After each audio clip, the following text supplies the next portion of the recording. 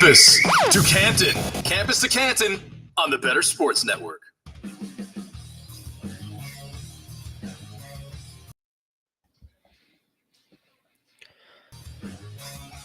What is going on, everybody? Welcome to the Tailgate, Campus to Canton, part of the Better Sports Network. That is Nicholas Eon Allen. Below me is Alfred Fernandez. It's Colin Decker over in the corner. I am Matt Bruening. We're going to be talking all about championship weekend for college football. It was 2 great games last night. We have a ton of great games for you today. And if you want to join the BettorCast app, we are gamifying the SEC championship game today. Play our free contest during the Alabama-Georgia game starting at 4 p.m. Eastern. Watch the game, chat with fans, test your college football knowledge to win tickets to purchase authentic sports merchandise. We're going to talk some pregame questions here in a minute. We have pregame questions live. Download the free BettorCast app. Answer them now. So, Nick, we got some on Carson Beck, over under 265.5 passing yards. Dejon Edwards, over under 64.5 rushing yards. Jalen Milroe, 218 passing yards. Which team scores first? What is some of your favorite props to pick for the SEC championship game? So at first glance, I would lean to most of the Georgia unders, I think.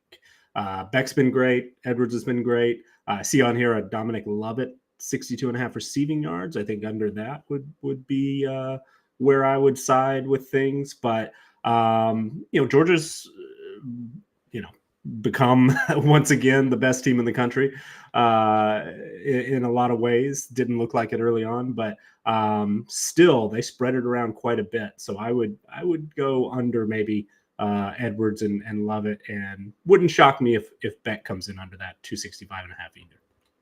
Man, under on Beck and Lovett. Felix Sharpe is cursing somewhere in New York right now. Colin, you have any favorite picks for the SEC championship game? I don't. Not off the top of my head here. I am kind of with Nick on the unders. I think this is going to be a defensive battle. So maybe if you want to go with under in the game, as a 55.5, I don't feel strong about that one, but I think a lot of these passing props and in particular are probably going to go under. But like I said, I think it's going to be more of a defensive game today. Yeah, I agree with you. I just want to throw it all on red there and go which team will win. I'm going with Alabama. Alfred, you have a favorite pick? I kind of like Milroe overs in general, but I wouldn't probably do the over on his passing yards. I see that's what's listed here. So if anything, I would do more like total points or more of the rushing metric. Hard to do the passing yards. Which team will win the game? I mean, I think it's a very close game. So if you can give me plus money on Bama, I've done this for years. I did it 2 years ago and I lost. It's probably my Florida bias. I just want to root against Georgia. It's in my DNA. But I've been on Carson Beck under passing yards as well, kind of all season, and he continues to screw me as well. So I don't know. I probably should just lay off this whole game. I will say on the Milroe passing yards, and it could impact Roydell Williams as well. Jace McClellan's been banged up. Haven't heard a lot of real positive things out of Nick Saban this week. So will they rely on Milroe? I kind of like the Jermaine Burton over receiving yards. He's been coming on at the end of the season for sure. So I think that if we're looking for an over, that would probably be where I lean. But I do think that Milroe, especially if Alabama is shorthanded a little bit or limited, McClellan's limited, that I think they'll lean pretty heavily on Milroe and Burton as well. I mean, talking about Jermaine Burton's probably got Colin Stanley. Yeah. Right? I was going to say, I was a year too early. I was a year too early on Burton. It's finally happening. I mean, I think we were all like 4 years too early on Burton. But the thing with Milroe, and I know Georgia is by far the best defense that he has played in a decent bit here, but he's gone over 219 yards on all of them, except for one game. Well, he technically didn't go over the 219.5 against LSU, but then it was, I think, was it Charlotte? Whoever the FCS teams they played like 4 or 5 weeks back before they hit the LSU Tennessee games and Kentucky. He only had. Over under here is 55.5. That's not. Are you talking about rush yards? I mean, that's a decent number. So I think, overs. Holy crap. And we'll get to it. You meant over under points. Yeah, it's going to be probably. It won't be like super low scoring. Colin said he thought it might be defensive, but I mean, according to the bookmakers, that's not terribly defensive with the ball game. Yeah, I project under 53. Yeah, smash. Not a huge edge there, but lean under. Take any edge you can get. Smash the under. It's probably going to be the best game of the day. So I'm going to give you guys the schedule for what we're looking at today for the championship games. And we're going to talk a little bit about the two games that happened last night. New Mexico State versus Liberty, and then Oregon versus Washington was a really great game. I think it's probably going to end up being the best game of the weekend. You got Oklahoma State versus Texas kicking it off. Texas is favored by 15.5 points. Miami of Ohio versus Toledo. Toledo being favored by 8. Boise State 2.5 against UNLV, the number 1 team in the nation. Georgia getting 5.5 points versus Alabama. SMU versus Tulane at 3.5. Appalachian State versus Troy is getting 6.5. Number 2 Michigan 22. My goodness, I was probably going to happen because Iowa's not good. They are ranked number 16, and possibly the most interesting storyline coming into all this will be number 14 Louisville versus number 4 Florida State, who, if they win, is going to be making it into the college football playoffs, but might be playing their third-string quarterback and true freshman Brock Glenn, as Tate Rodemaker is currently listed as a game-time decision dealing with a concussion. So if we get that news throughout the show, we will definitely talk about that and how it affects that. The line went from, I believe it started out at 3, down to 1.5 now for Florida State. So the line is moving due to the news on Tate Rodemaker. But Nick, coming to you first, you are our resident just college football guru. You know probably a lot more than the 3 of us combined on this show. That includes, like, if Austin and Felix and them are watching, them included too.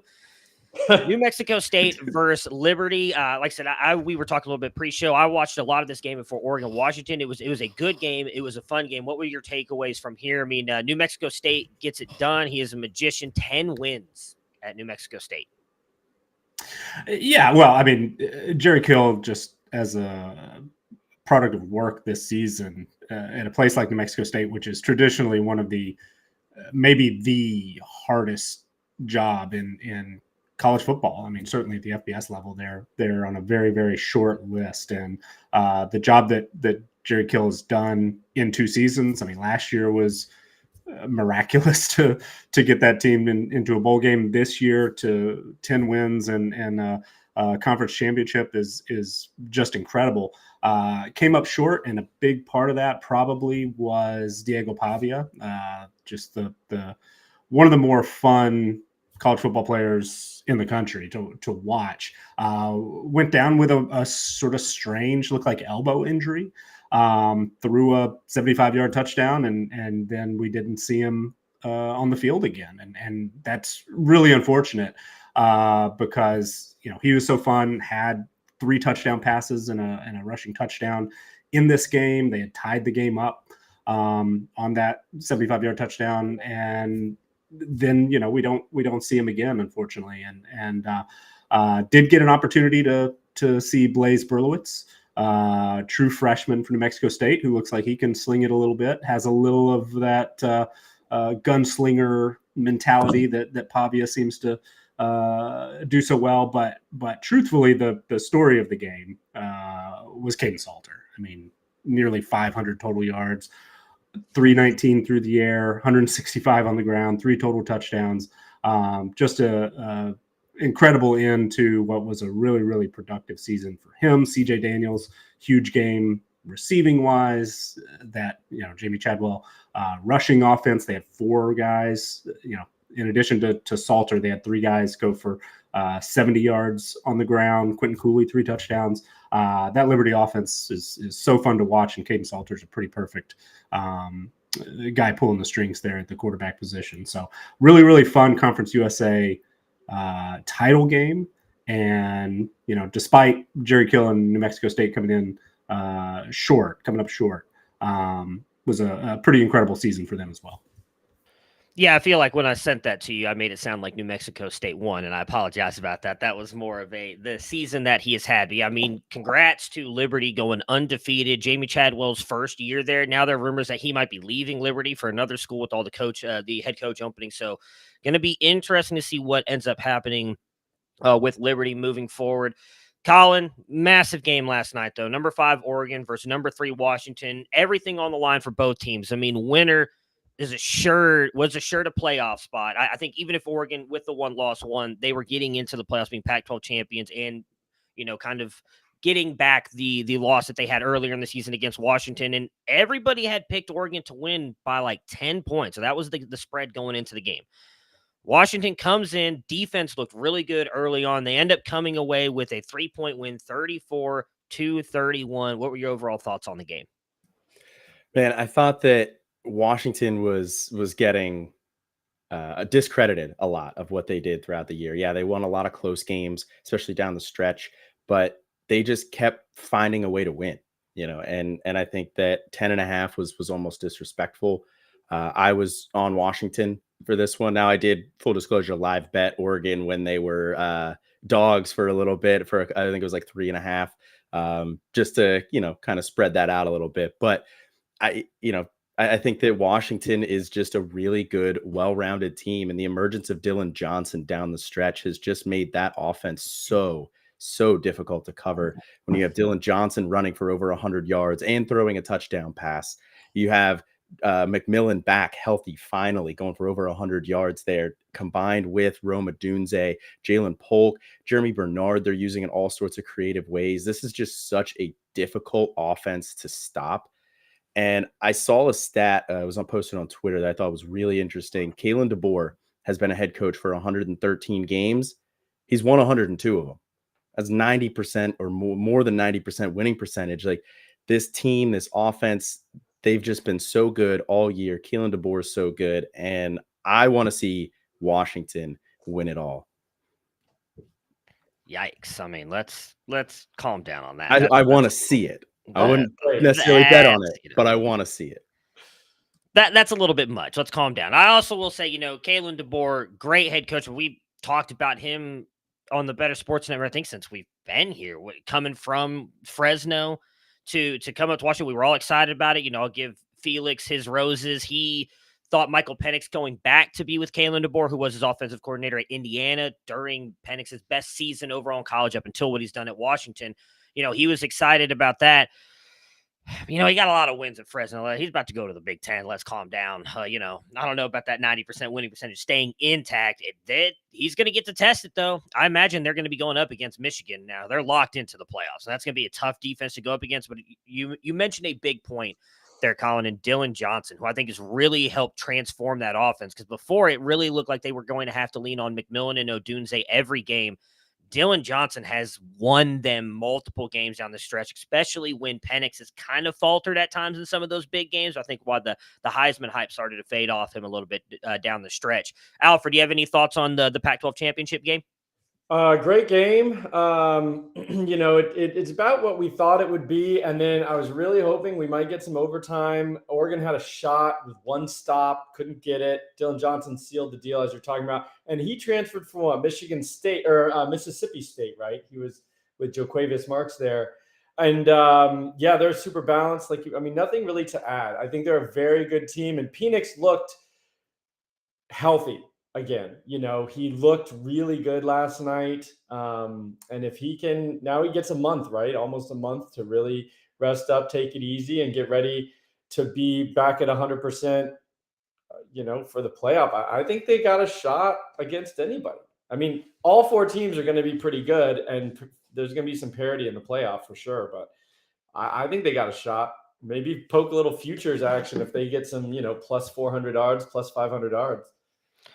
Yeah, I hate to put it this way. Is there a much better team than TCU? But I could see them using some of the things that TCU used to beat Michigan last year to beat Michigan. If that's who they end up playing, who I think is who they're going to end up playing in this. So I think that's going to be the 2-3 matchup. What you think that'll be 2-3, and then I picked Alabama to win. Yeah. If Alabama wins, Michigan will be number one. I do think Georgia likely wins, and they'll be the number one team. So then Washington will be 3, Michigan 2. So that'll be the 2-3 matchup. Then you'll probably get Georgia. Texas walk or to the park into the if they get Texas. If Florida State wins, Florida State's going. Texas FSU would be in that. Yeah, so it'll come down to one of those two. So I think Texas might be able to give Georgia a little something. If Quinn Ewers only shows up when he plays the best teams in football, everybody else he sucks. But when he's playing the best teams in football, that dude's on fire. He looks like that, prospect that someone in this group here loves. So we'll talk about that Texas-Oklahoma State game here in a minute. The transfer portal. It is a massive, massive part of college football. It's a massive part for us. If you guys love NFL free agency, just imagine if Patrick Mahomes just decided to say, you know what, I don't want to play with Andy Reid and the Chiefs anymore, and I'm going to just put myself out there, and any NFL team can come get me. He can go wherever he wants. That is what the transfer portal equivalence is to the NFL. Some of the biggest names in college football have gone into the transfer portal, especially at the quarterback position, which we know can ultimately change an entire team. Look at what Michael Penix is doing with Washington right now. Dante Moore, highly rated 5-star freshman who was committed to Oregon. Then rumors of some NIL stuff gets him to go to UCLA. He is now in the transfer portal. Cam Ward at Washington State, a guy we talked about a couple of years ago, we thought was going to be really good, had that bounce back year this year. Will Howard from Kansas State, Riley Leonard from Duke, and Grayson McCall from Coastal Carolina, all very good quarterbacks at the college level, have entered the transfer portal. Nick, what are your thoughts on just those guys going? Is there a favorite you have out of that group and where you might want to see them go? I've heard some things. Riley Leonard, right after he officially announced he was going in, there was immediate thought that it was a done deal for him at Notre Dame. There also have been some connections. It sounds like he has to Auburn that they were in the mix. Grayson McCall, somebody who was connected to Auburn last year. He entered the transfer portal briefly before returning back to Coastal Carolina. I believe he's making a visit, or coaches from NC State are visiting McCall today. That's kind of an interesting match if it works out like that. Cam Ward is really, really interesting. Washington State, of course, is got caught up in all of the Pac-12 imploding, and Washington State and Oregon State sort of left behind. It was announced officially on Friday that Oregon State and Washington State are both going to play, I believe, 7 Mountain West teams. So basically, I didn't hear that. Yeah, Cam Ward's going to be playing a Group of 5 schedule, or I should say Washington State, whoever's quarterbacking there. And, as of right now, it sounds like the coaching staff there is coming back. So that is set up for a really, really potentially very productive spot for a quarterback. However, Cam Ward is sounds like not necessarily going to be there, is looking at other options, also considering the NFL draft. That was in his announcement. He's going to have 5 years under his belt. I mean, would he be a 6th-year guy if he plays again? That's a good question. So I know he is in his last word. Yeah, he was 2 years at Incarnate Word, I believe. So yeah, he's got to be 2. So he's got to be a 5th-year guy, 5th or 6th. Going into 5th year, but I would not be shocked for a 6th year, because usually those guys at a school like Incarnate Word, I would imagine played 3 even. I mean, you don't usually make the FCS jump after 2, but I have him listed as being in the 2020 recruiting class. So that's going into 5th year then, if that's the case. Yeah. But it'll be fascinating to see where he ends up. He chose Washington State over Ole Miss and Houston. Ole Miss has Jackson Dart, but of course they did bring in a 4-year starter basically at quarterback to compete with Dart last year. So, who knows? I guess we can't say Walker Howard's still there. For sure. So it'll be very, very interesting. I know there have been connections to both Washington and Oregon, who, of course, as you mentioned, have had success with transfers. So I think will have a lot of options, and perhaps will be the most coveted of this group, though. Riley Leonard, I think, is definitely in that mix as well. And of course, you guys know Dante Moore a lot better than I do. You pay much more attention to recruiting. I personally haven't been that impressed with what I've seen from him so far. But the talent is undeniable. So it's absolutely just going to be a fascinating turn of events, see where these guys end up and everybody else as well, because I know we're already way outpacing recent years as far as the number of guys. Every year, I feel it's been this exponential curve. Every year, it's been like, oh, we're like double what we were last year, and it just keeps going up. I mean, if you really want to light the fire and stoke the flames here, Dante Moore right now is on trajectory to be just like another failed 5-star Quinn Ewers. So say what you want about it. I am actually really excited to see where Dante Moore goes from. Right, I believe played high school right down the street from Michigan. Mm-hmm. I don't know that he'll go there. I actually think Michigan State would be a great spot because of how much I love Jonathan Smith, but I don't know that he wants to go from UCLA to Michigan State. Maybe just wants to go back home. We shall see. We do have a question. Would you rather have McCall or Ward if you're Auburn? Both have kind of been linked there. I know I would probably want McCall. He has played with Hugh Freeze before. No, I'm sorry, but Hugh Freeze has used mobile quarterbacks like that. I'm sorry. Yeah, I'm thinking that's Jimmy what Chadwell, who's at Liberty. He uses those. Yeah, he has succeeded with those mobile quarterbacks. Cam Ward isn't what I would call mobile. He's just very good at like escaping pressure and keeping the play alive in the pocket. If you saw some of those plays from Bo Nix last night in that game, Cam Ward does a much better job of what Bo Nix did. So I would personally think McCall, but Colin, do you have any thoughts on that? Yeah, I would lean with you as well for McCall if I am Hugh Freeze and Auburn. I think overall, if I, scheme independent and I'm just a school, I would probably rather have Ward. I think he does ultimately have a higher ceiling. We saw, flashes of some serious CFF potential from him in that Ben Arbuckle system at Washington State. So, this is not to say that Ward is not a good quarterback, but I think McCall is better for the system that Hugh Freeze likes to run. And McCall is, a veteran, and he is one of the most efficient quarterbacks that we've ever seen in college, especially during his time when Jamie Chadwell was at Coastal Carolina. So I think if I'm Auburn, I would rather have McCall, but team agnostic, I do like Ward a lot. So my concern with McCall, if we're talking about guys who are, sort of where their progression has been, he took a step back this year, and he has had season-ending injuries in each of the last 2 seasons. That worries me a little bit. Cam Ward, I think, took a real positive step in the right direction. So I think I feel more confident in Ward specifically. Yeah, if we got 2022 or 2021 Grayson McCall, if we knew that's what we were going to get at Auburn, then sure. But I'm not sure that Grayson McCall is that guy anymore. I think that honestly. Tim Beck offense really hamstrung him this year. Yep.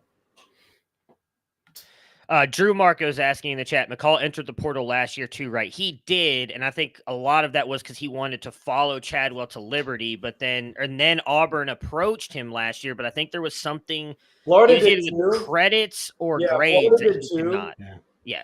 Florida and Auburn were both reaching out. It was exactly right. I mean, he had some weird stuff where Coastal's credits didn't transfer, so it was kind of a Coastal academic issue, so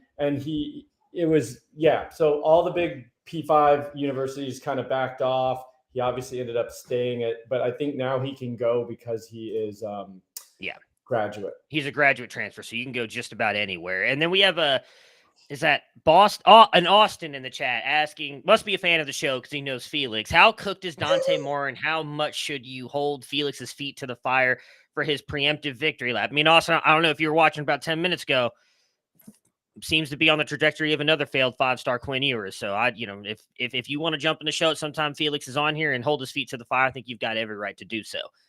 A bunch of other names we're just going to give you really quick. I don't know that we need to have big discussion on them. Bo Collins, wide receiver from Clemson, Raymond Cottrell, wide receiver from Texas A&M, Josh Kelly, wide receiver from Washington State, Eric McAllister, wide receiver Boise State, and then Cullen Lacey, wide receiver South Alabama. Running backs Chris Tyree out of Notre Dame, Trayshawn Ward out of Kansas State, Marcus Carroll out of Georgia State, Zach Evans out of Minnesota, Raleek Brown out of USC, and whoever didn't put E.J. Smith out of Stanford on here, shame on you, because I know who did it, and is also a massive E.J. Smith fan, just decided to leave him off there.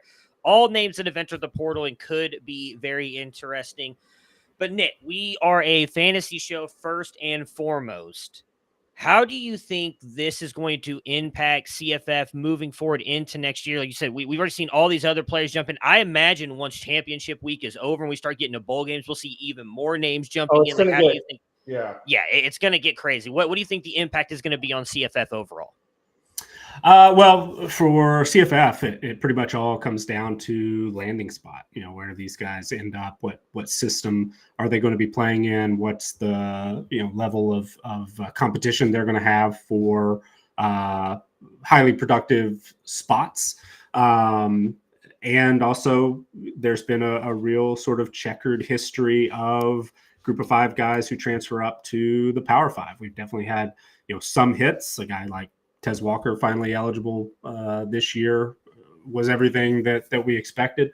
But we've had plenty of guys, fall short. And we've also had, players transfer to what looked like really, really productive opportunities who have, fallen flat. Dorian Singer was, top 3-4 round CFF guy most of the off season and really just sort of got lost in what looked like a pretty perfect fit. Looked like he was going to have an opportunity to be, maybe that next Addison, Jordan Addison Biletnikoff winner. He was stepping into that spot, right? And then just basically disappeared. So it creates a lot of opportunities for guys, and there are some really, really attractive options. But man, it's tricky and there are a lot of moving parts and it doesn't always quite work out the way we expect.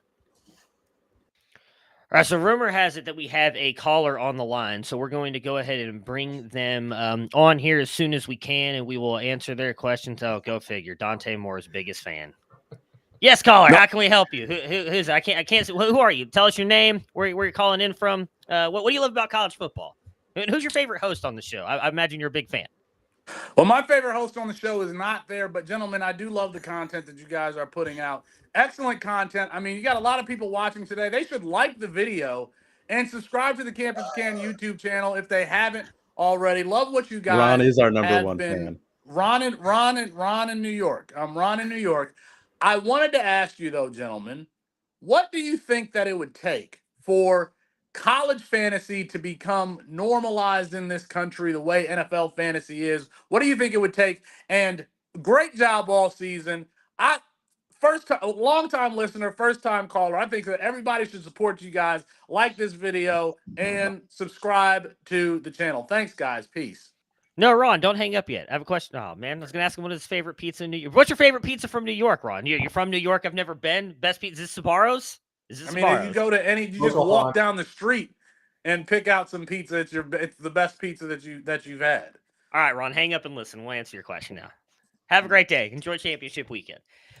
Anybody want to take that? I have my opinions on it, but if anybody wants to jump in and go ahead. Yeah, so I think that college football and college fantasy football are continuing to grow. So they are probably one of the fastest growing fantasy sports as a whole. College football with, everything, the transfer portal being basically free agency, turning it into a little bit more professionalism. They're going to a 12-team playoff. We're putting all these games on prime time. There's a lot more people watching college football in general. And I think that's only going to continue. For college fantasy football, I think it's just like an awareness thing right now. There's a lot of people out there who don't even know that you can play college fantasy football. They don't know where to play college fantasy football. So I think that's the biggest hurdle that we need to get over.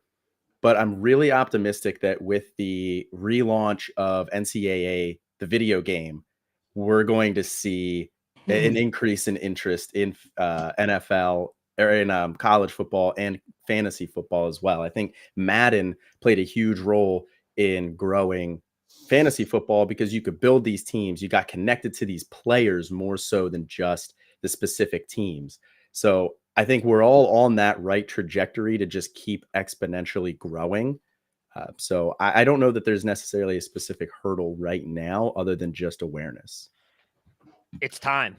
That's the only hurdle. I would add something else myself. I mean, I love college football. I love fantasy football. I love college fantasy football. But even with that baseline foundation, I still get so frustrated with the lack of injury information. I think, it's complicated, right? Because I think a lot of the stakeholders in college football wanted to remain this kind of amateur. They still want it to be, this wholesome amateur thing, but it's really not. That horse left the stable like 20 years ago, 30 years ago. But I think some people still want it to be like that. So to acknowledge the gambling, I mean, why does the NFL have all this like mandatory injury reporting and weekly press conferences where you have to be honest, and you will get fined if you're not honest about what's going on? It all ties back to gambling. There's money involved. There's people betting on these games. They want the information. College refuses to acknowledge that that's important. And so I think, unfortunately, we got to get to where everyone just says, look, this is the way it is. It's basically the NFL.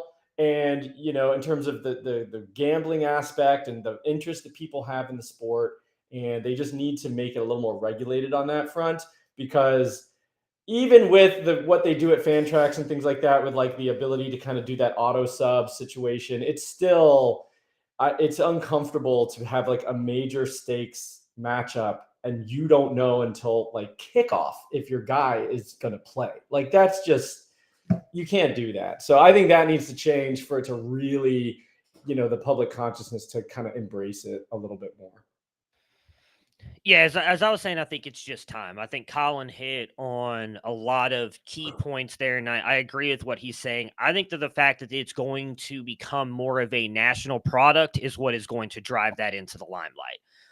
College football right now is viewed as a very regional game, and we get that. I mean, you can see my Ohio State stuff behind us. Most of us come from loving a certain school and getting ingrained in that, and you just fall more and more in love with college football. But it is considered more of a regional game. With these, whether people like it or not, the super conferences that are now coming down the road, the 12-team playoff, most years, some of the most watched games are the college football playoff games. And the crazy thing is sometimes you only get one good game out of those, including the national championship at times, but people are watching. With 12-team playoffs, that is going to put more eyes on more teams. People, as Colin said, are going to fall more in love with these players, more in love with these teams, and you're going to want to start watching the games earlier in the year. I think with the super conferences, we will get to see some better, bigger matchups throughout the year. There's going to be some downfalls for college football. We can talk about that another time with like what's going to happen to lower G5 schools and everything that get these paychecks for playing the big teams, because that may not happen. But I do think that that is going to be a massive part of it. And the NCAA game, I think, is also going to be there. And I'm glad Colin mentioned that. Because why do people love, for me, I'll just use myself as an example, actually. Why do I love playing fantasy football? Well, it was getting to do that stuff on Madden, like creating my own team, the ultimate team. You're falling in love with players you didn't know at the time. Like, oh, so now kids, now there's a Tyreek Hill. I don't watch the Miami Dolphins. If I live in Texas, I'm watching the Dallas Cowboys every week. Tyreek Hill's amazing. I want him. You are going to get to learn these players from schools all over the country that you may not know about from the NCAA game, which is going to make you care about them. You're going to start to care more about the players. It's going to drive you to wanting to play fantasy football or just watching college football in general, which is all that matters. And then, as Alfred said, I do think the betting part is going to be a big thing.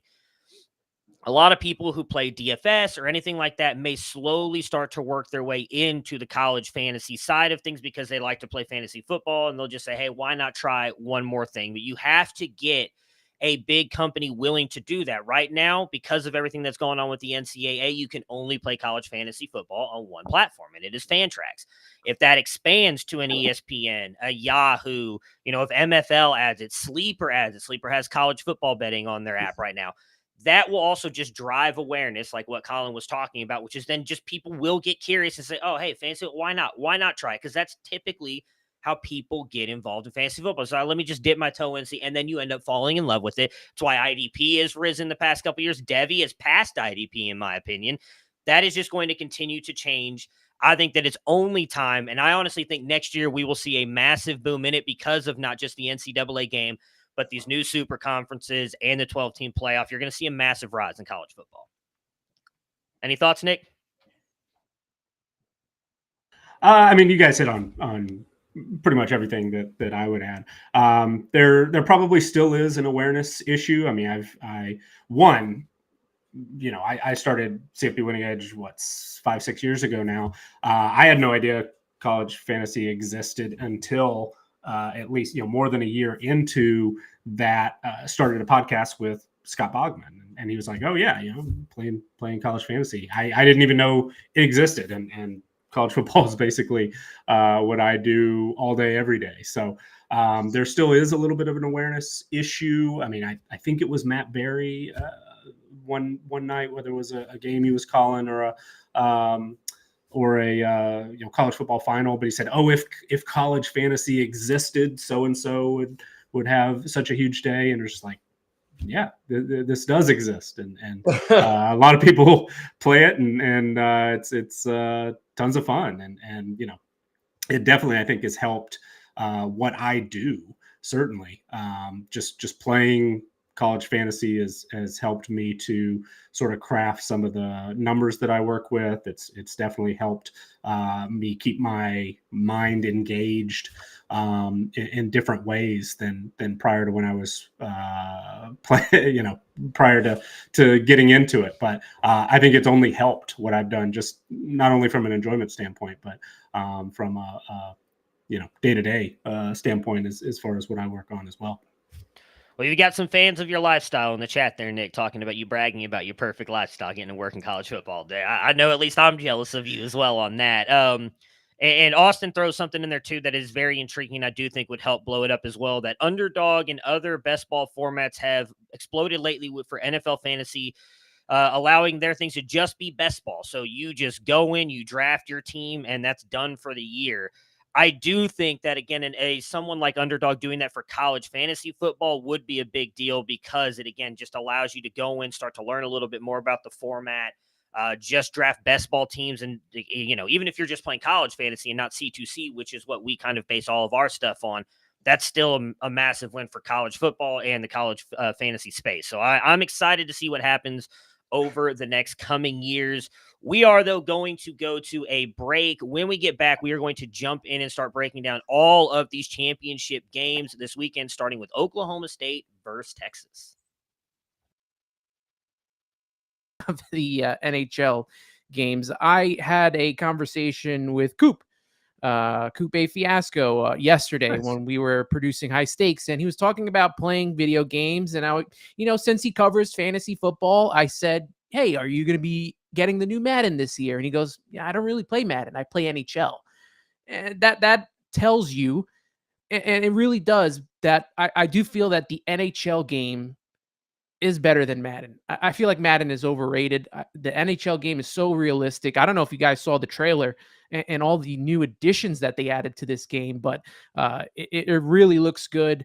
I tried finding all the games that I had of NHL, and I thought I had a lot. I only have 4 of them, and that's because I used to live with my my roommate and good friend who got me into hockey, and we would play most of it in his house. So he has most of the games, but I do got 21. There you go. I got NHL 18. We got Connor McDavid up there.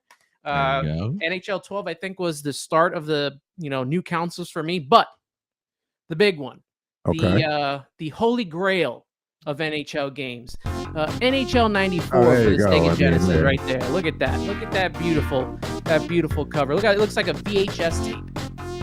That's how good this game was. Now let me stop you right there. So people, VHS tape, if you don't know, it's this like rectangular black plastic with the magnetic tape on the inside. Tape's this big. You put it in something called a VCR. For a little while, there was something called Beta that didn't last too long. Look at this cartridge. I mean, they're not cartridges anymore. They're either discs or those little memory cards. But man, that thing is thick, right? And you don't even need a cartridge or a disc anymore. You can buy the digital version.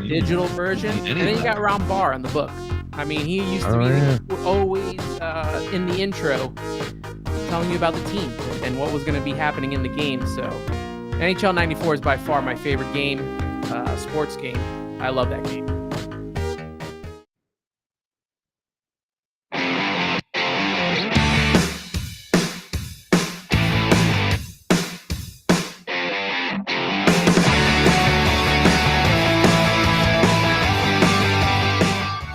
What's going on, everybody? This is the Tailgate Show with Campus to Canton crew on the Better Sports Network. That is Nicholas Ian Allen. Next to me, below me is Alfred Fernandez, and off in the corner there is Colin Decker. We have been talking about the transfer portal, Oregon versus Washington, New Mexico versus Liberty, and all kinds of other fun college football topics on today. And it's championship weekend, one of the best weekends of all in college football. And the Better Sports Cast app is gamifying the SEC championship game of Alabama versus Georgia, which kicks off at 4 p.m. Eastern. Watch the game, chat with fans, test your college football knowledge to win tickets to purchase authentic sports merchandise. The pregame questions are now live in the app, so download the free BettorCast app and answer them now. It is available on Apple and the Google Play stores. No purchase is necessary. It is always free to play. I do have one more question I want to throw to you guys real quick before we get into Oklahoma State, Texas. I missed this in the chat. I saw it here during the break. Colin Kelly asked your thoughts on Will Howard. And Colin, I'm going to come to you first. He entered the transfer portal. I think probably because of how good Avery Johnson looked at times. He was a guy we were a fan of. We had him on our National Signing Day coverage last year. Dual threat quarterback. Going to be very interested to see what he does. But what are your thoughts on Will Howard entering the transfer portal? You have like a spot you like for him? Thoughts on possibly his NFL future? Yeah, I mean, I don't know if there's a foregone conclusion that he's going to go to another place. Like, I think he's still contemplating going to the NFL. And I think this is a difficult year for that because it's a very loaded class with a lot of 50-year guys like Penix, Bo Nix, Daniels, tons of 50-year guys. So I think at the end of the day, he will ultimately come back to college and need to find a location. I think there's going to be a lot of schools out there that'll be interested in him. He's a veteran guy. He's been in the college football for a while. He had a nice year this year, 2,600 passing yards, 24 touchdowns, 350 yards on the ground, and another 9 touchdowns. So he, I think, is a very veteran guy who can lead a program. And the types of schools that are going to be looking for a guy like that, your Michigans, your Notre Dames, Florida States, I think those are probably the caliber of teams that are going to be looking at a guy like Will Howard, because I think he's one of the better quarterbacks in the portal right now. So I think he's going to have plenty of suitors. But I would probably, if I had to pick one specific spot that I think he'll end up, it's probably going to be either Notre Dame or Michigan. Riley Leonard, if he doesn't go to Notre Dame, if he goes somewhere else, then I think Will Howard would be a natural fit there. But I think Will Howard would be a good fit at one of those schools. And that hurts me as a Penn State fan because I do like Will Howard, and I do not want to see Michigan get a better quarterback. Yeah, a guy like Will Howard, and with Iowa might be making some changes here on offense, and I feel like they're not going to get some flashy guy, but I feel like a Will Howard at an Iowa. If that offense, that's disrespectful. No, it's not. It's not that he's not good. It's he is good. And if Iowa could get an offense that's even, not the worst in history, like that team could make the playoff. I don't understand why they can't just say, let's overhaul this offense, do the same stuff on defense. That team could be a contender. And I just think of Will Howard. Michigan is like souped up Iowa, right? Michigan isn't blowing the doors off people. They're not like unbelievable. They're pretty conservative on offense, but their offense is like not atrocious. I just feel like, why can't Iowa become more like Michigan with like a competent offense and a quarterback? I just think that would be very interesting. Do I think it's going to happen? No, but I think when I think Will Howard, I think of like that type of thing, but Michigan would make a lot of sense too. Yeah, the very intriguing spring quarterback battle of Cade McNamara versus Will Howard at Iowa would light the college world on fire. And if you looks good, if you don't, Jared Lorenzen a little bit. He's like a pudgy dude out there. If you don't know what Will Howard looks like, just look right down in the bottom corner at one C2C Decker, Colin Decker, practically twins. No, I think he's a very good quarterback. I kind of agree with what both Colin and Alfred are saying. Now, I will be intrigued to see where he goes. I personally think he probably needs to have one more year in college. He did have a good year, but it was injured a little bit. And I think that kind of affected his performance down the stretch. But I think he's got I would say, at least NFL level arm talent. Like, I don't think he's got the strongest arm in the world, but he can put the ball in place. I think he's got fairly good accuracy, knows when to float it, knows when to fire it in there.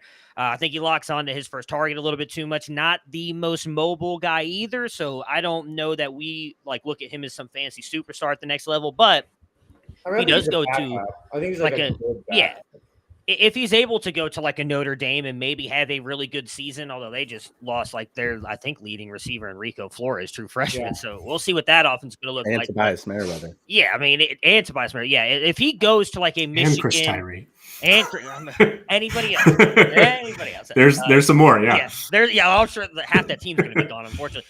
I do think if he goes to a Michigan or Notre Dame, that will help get even more eyes on him as well, which could help. Because let's be honest, we've talked a lot about it. I've heard you guys talk about it throughout the year. We've talked a lot about it over at Campus to Canton.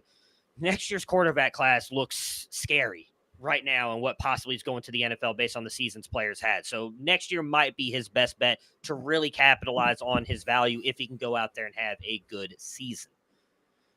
Oklahoma State versus Texas. Texas getting 15.5 points, over under 54.5. Nick, what are your thoughts on the Big 12 championship game? Last one for Texas ever. So, would Oklahoma State be a good fit for Will Howard, maybe? Really quick, Nick, this is a very important question. We have not Brandon Sanders. We have not seen Will Howard and Colin in the same spot at the same time, so I don't know. We're going to have to do some investigative He's from reporting. Pennsylvania. That's right. Colin, you're not helping yourself, Eddie, all right? Just keep quiet. Keep it quiet. As for the game itself, I always lean on my numbers, and my numbers have loved Texas pretty much all season. This is just one of the very best teams in the country, and unfortunately, they don't control their destiny as far as the playoff goes. But they are legitimately, I think, good enough that if they were to get a little help and play them, play their way in, they're capable of winning it all. But Oklahoma State, conversely, is a team that my numbers really don't like very much. This Oklahoma State team is, I'm pulling up our team profiles, 48th in my power rankings, 9th in the Big 12. Overall team performance, which I throw a lot of advanced stats into the mix and sort of see it spits out a grade. They rank as the 60th best team in college football as far as their on-field performance, 56th on offense, 69th on defense. But they have obviously found a way to win enough games to put themselves in position here. And Mike Gundy has a track record at Oklahoma State of overachieving compared to a lot of those numbers. And so, my projection is very close to what the odds makers have. I've got right around 14.5, but it comes in just a little bit under. And I think that's the side that I'm comfortable on, is that kind of, thinking along the lines of what we saw last night. And this was my thinking coming into the Pac-12 championship game, was that, 9.5, 10, whatever it ended up being, was probably just too many points. I think that is sort of where I tend to lean today for Oklahoma State. I mean, they are not nearly as talented as Texas. Texas has actually played, far better, statistically speaking, than they have in years past. They are no longer underachieving their talent profile. They are definitely playing up to it. But Oklahoma State just oftentimes has a way of playing Texas really, really close, and playing a lot of people, that probably they shouldn't, really, really close. So I think 14.5 or 2 touchdowns is just maybe too much. And though this is a game that Texas probably should win, I think will win. I just think that what are you, 15.5 now, right? That just, to me, seems like too many points. I think Oklahoma State's going to keep it close. It's going to be a 1-possession game in the fourth quarter. But it is a game that Texas should win. Yeah, I mean, you said Oklahoma State's finding a way to win. They're doing that on the back of Ollie Gordon here. I mean, Ollie Gordon, was criticized by his head coach earlier in the year, and then I think it was after 4 games, comes on and then just kind of really had a great rest of the season. Some of his props right now, he's sitting at over under of 103 18.5 rushing yards, 18.5 receiving yards, 125.5 rush plus receiving yards, and a fantasy score of 20.5. Colin, on this Oklahoma side, we've also got some Brendan Presley and Alan Bowman prize picks. Are there any that you would be leaning into going up against a good Texas defense? Yeah, like you said, this is a very good Texas defense, and I like Ollie Gordon. He is the staple of that offense. He's the country's leading rusher right now, over 1,500 yards rushing. I still get a little nervous with that rushing yard prop just because of how good Texas's front seven is, but I do like the fantasy score prop. There's been multiple games where he has scored several touchdowns. He has 20 rushing touchdowns on the year. I think he had 4 or 5 rushing touchdowns last week. If Oklahoma State is going to score, then I think it's going to be on the back of Ollie Gordon. So I think he could very easily have 2 touchdowns in this game, and then you only need like 80 yards combined for him. So I do like the fantasy score. I just get a little nervous with that rushing prop line, but I mean, he's the whole offense. So I do like Ollie Gordon's fantasy score in this one. Yeah, I mean, Ollie Gordon's fantasy score over the last 5 weeks is an average of 34.1. Last week you mentioned the 5 touchdowns, 51 points against BYU. That's a pretty big week. The only week he did not go over was against UCF, which was a weird game as well. UCF just like trounced Oklahoma State. Yeah, he only put up 6.2 fantasy points. Outside of that, 41, 27, 44. So he's cleared that pretty comfortably in 4 of the last 5 weeks. Alfred, what are your thoughts on the Big 12 championship kicking off at noon Eastern? Yeah, I think it's actually one of the bigger mismatches of today. Nick says 2 touchdowns. I wouldn't bet any team really to cover more than 2 touchdowns in a championship game, just because it's like a prime time. Everyone's going to be given their 100%, and I think teams can really play above their head. So I wouldn't feel comfortable betting it, but I think this is one of the biggest myths. I think Texas should control the game, potentially blow them out. I just, the one thing, like it's been mentioned, the one thing Oklahoma State's got is Ollie Gordon. That's probably the best part of Texas's defense. They have a less than 0 EPA per play against the run. Like, that's what they can stop. I don't see how, and I think Bauman's like bad. I think he's bad. So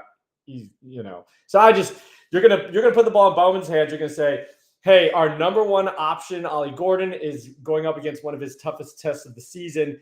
Go win it for us, Bowman. Like, he's got 11 touchdowns, 10 interceptions on the year.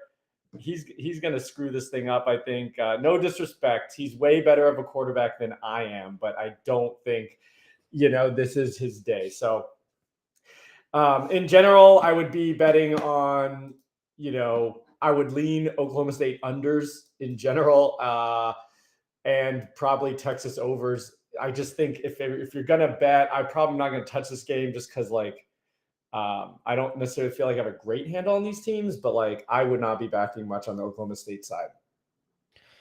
I mean, we talked a lot about Oklahoma State. Anybody have any thoughts on Texas? I mean, Quinn Ewers, I feel like that passing yard prop is kind of high at 268.5. He has only gone over that 3 of the last 5 weeks, and the 2 weeks that he didn't was not close. And in actually one of those 3 weeks, he barely crossed that threshold. He has not crossed the 19.5 fantasy score prop at all in the last 5 weeks. A lot of that just, he doesn't bring you really any rushing threat. He's averaged 14.2 fantasy points over the past 5 weeks. I mean, if you're talking about this from a fantasy perspective, that's god awful. You don't even want that guy on your bench in CFF league. So he has not been good there. I would almost kind of lean the under on his fantasy score, because I do think they'll rely a lot on Jadon Blue. Shane's in the chat asking about Baxter's health. I have not heard anything. If either one of you guys have, and Nick and Colin, please jump in. I haven't heard I know he's playing, but I haven't heard if he's fully healthy or not. So there was a Chip Brown who covers Texas really, really well, tweeted out a video of Baxter on the field in pregame, getting some attention from what looked like a trainer. But that doesn't really tell us anything for sure, but it looks like definitely he's playing. I would probably lean under for Baxter on the 92.5 rushing I yards. think it'll be more 50-50 between him and Yeah. Blue. Blue's shown out lately. Like, why give Baxter an overload of touches? Right. Yeah. You don't have to just feed him, lean on him. Right. I think Texas is and Blue, like you said, is I think I'm gonna do that right now. He's been good. So yeah, looking at the rushing numbers, that's probably just too big a gap. I like Blue over 30.5, and I like Baxter under 92.5. Yeah, and, to Ewers' point, sorry to interrupt, but go. What you're saying about Ewers, like, I don't think they need it. And I don't think they're going to need it today. Like, against Bama, Ewers, I think, had a really nice game. Obviously, that is a game where you've got to be balanced. You've got to, threaten with the pass, and Ewers can do that, and they've got great receiving options. But today, I mean, why are you going to need to do that? I just think they should just control this game. And so I would agree. If that's his average, I would not bet on Ewers to have an above average game. Yeah, I agree. And so, I mean, I actually think Jadon Blue is going to have a big game. If I'm betting, Nick just said I'm taking the Jadon Blue. I'm taking that pretty easy, the 30.5 over. I think they lean heavier on him. I mean, we talked about it earlier. Texas has a chance to make the playoffs if they win this game. They're going to need C.J. Baxter healthy because then they're going up against Georgia or Michigan in the first game.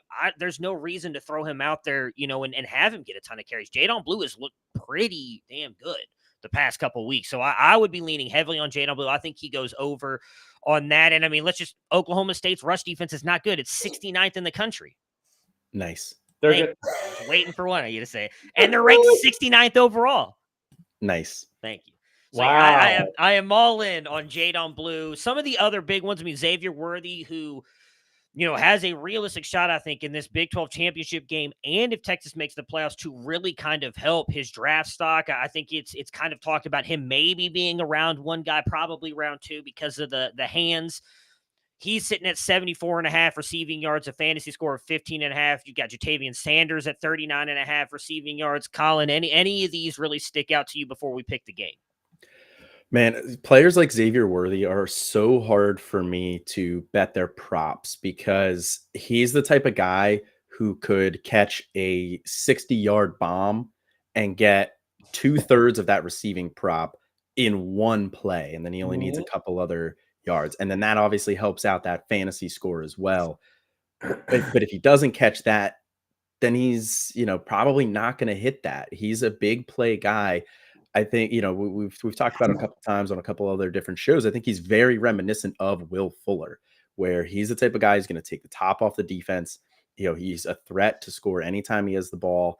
So I don't feel comfortable betting any of these lines just due to the variance there for a guy like Worthy. So I would avoid his props. So it seems like we're all in on the Jadon Blue one and kind of avoiding everything else. As much as it hurts me to say it, I think I would bet the under on Quinn Ewers. I could see him, like Alfred said earlier. I mean, they don't need him. Maybe he gets 1, maybe 2 touchdowns thrown today, and then they just lean heavily on that run. I think that defense is so good against the rush where I don't think Oklahoma State has any kind of real passing game. I think they're going to shut this down.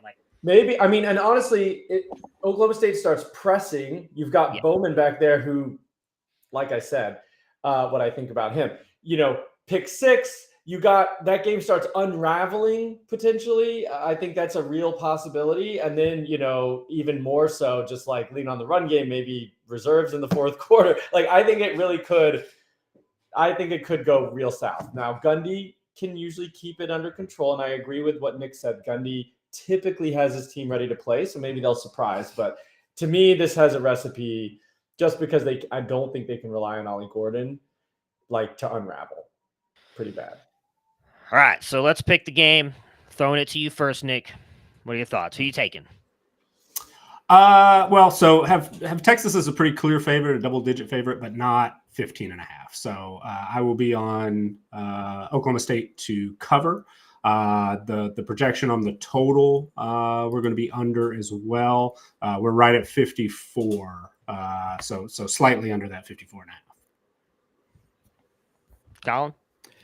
Yeah, I'm going to side with Nick here. I do think Texas ultimately wins this game, and I don't think there's ever going to be a time in the game where you are going to think that Oklahoma State can win it.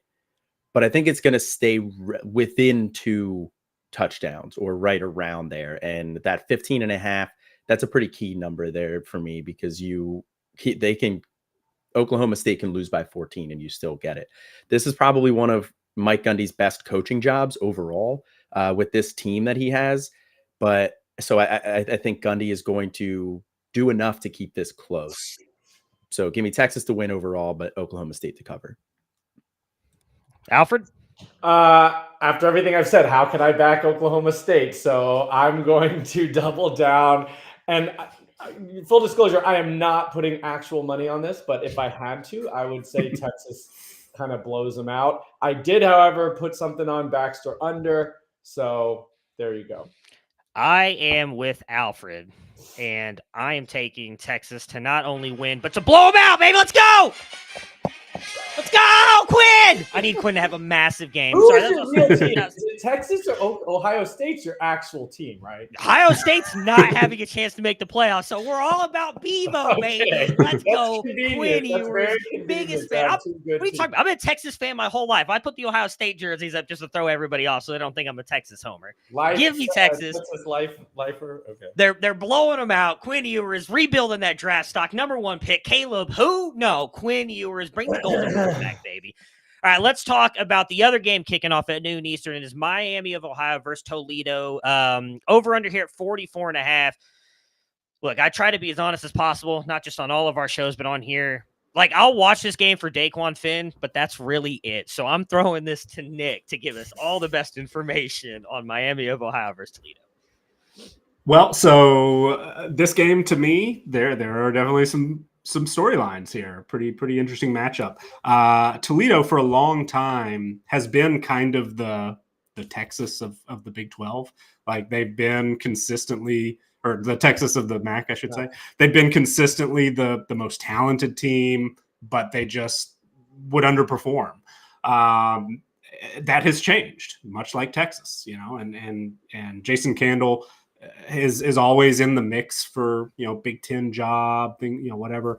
But it consistently, and you'll see some chatter, especially among, college football betting Twitter, talking about how you just can't trust Candle, and Toledo will consistently disappoint. But they, I think, have really, really turned it around and have had an excellent year this year. Daquan Finn is a really incredibly exciting quarterback. He hasn't had the high end level of production that a lot of folks might have expected coming into this season. He's been less, I think, than 100% healthy for a while now. But they've really leaned on Penny Boone. He's been one of those productive running backs in the MAC.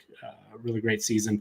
But this Toledo team is now top 25 in my power rankings, which is pretty much unheard of for a MAC team. I mean, this is legitimately a very, very talented team, a veteran team, experienced. They've been productive, and they just have continued to climb up and up and up in my power rankings, and just are legitimately a very, very good team that has taken care of business and covered, not just won, but covered a lot recently.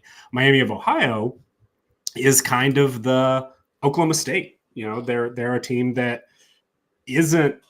doesn't stack up very well talent wise. They don't get P5 guys transferring into Miami of Ohio. Well, Rashad Amos, I guess, from South Carolina, but he didn't really play very much, right?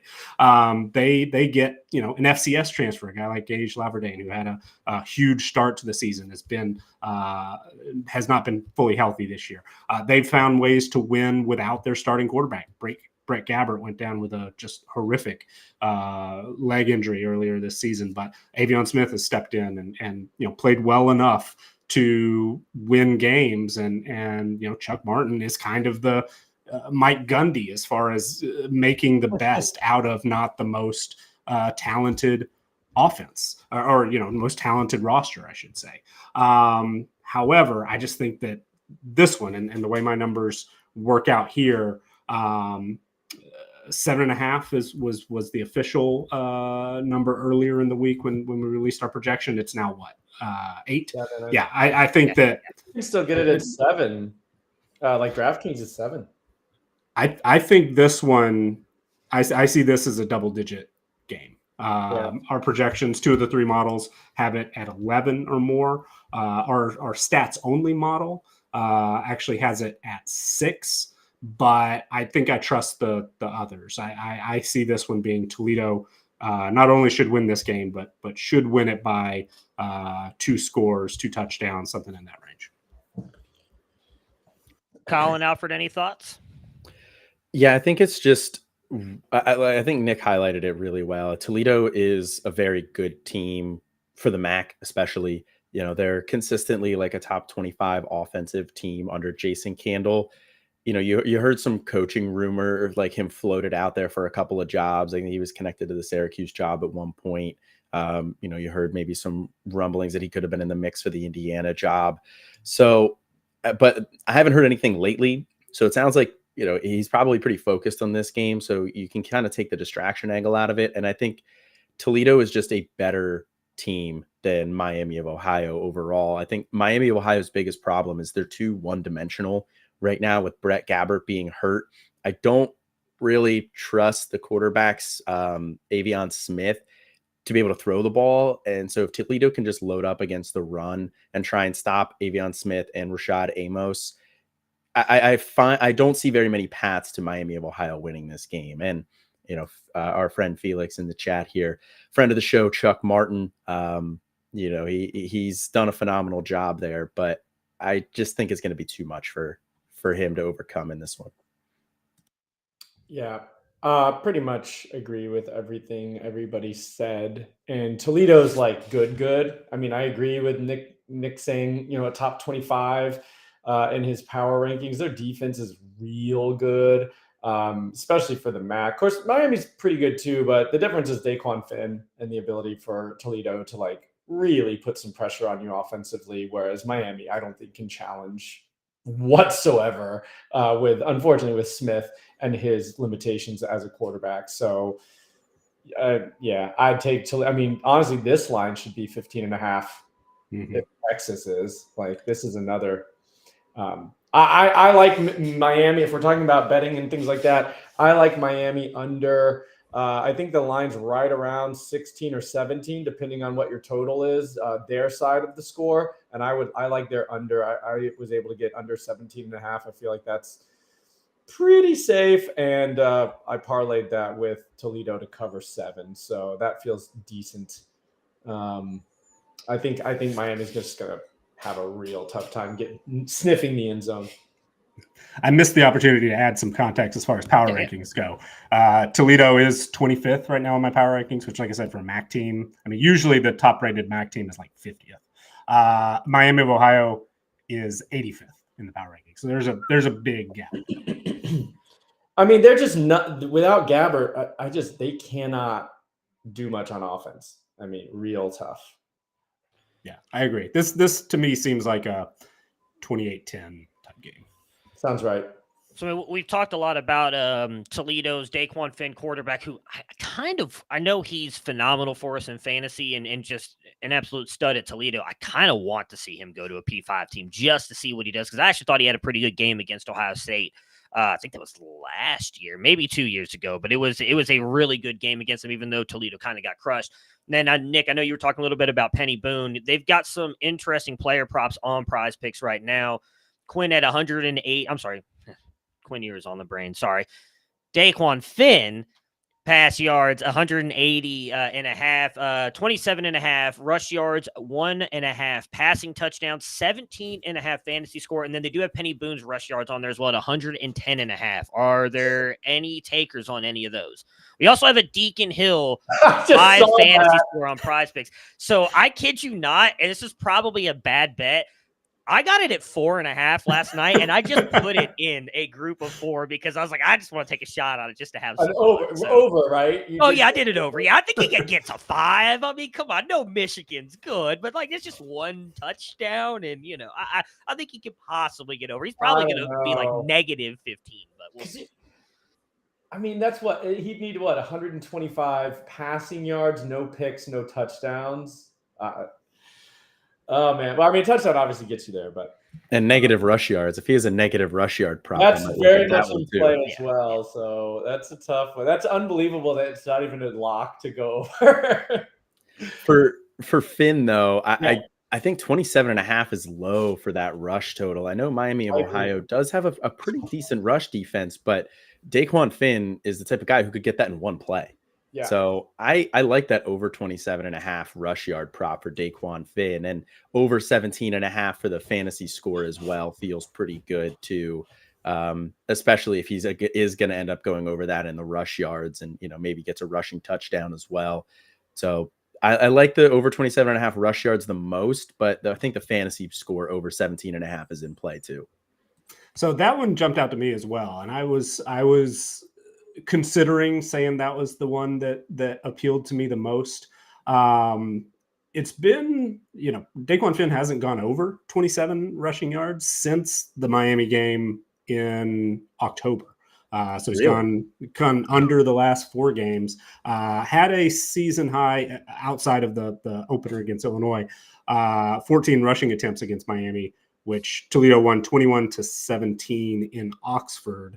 But he went for 34 yards on 14 attempts that day.